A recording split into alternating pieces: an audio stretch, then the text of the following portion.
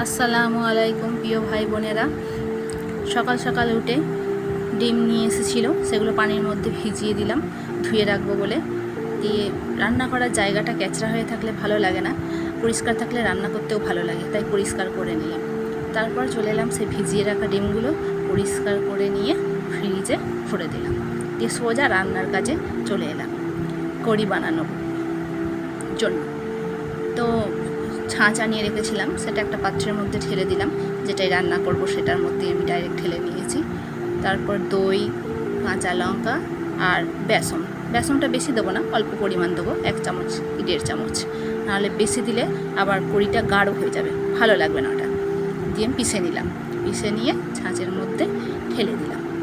ছাঁচের মধ্যে ঢেলে দেওয়ার পর মশলা দিতে লাগলাম, হলদি, জিরে, ধনে।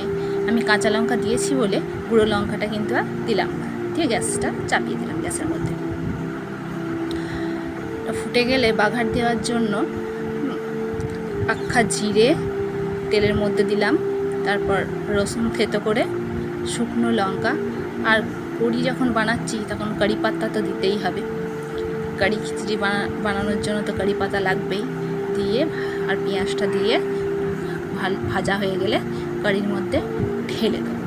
সব থেকে লাস্টে দেবো নুনটা আগে থাকতে দিয়ে দিলে কারিটা কিন্তু ফেটে যাবে, ফাটা হয়ে যাবে, ভালো লাগবে না। ভিডিওটা ভালো লাগলে লাইক করবে।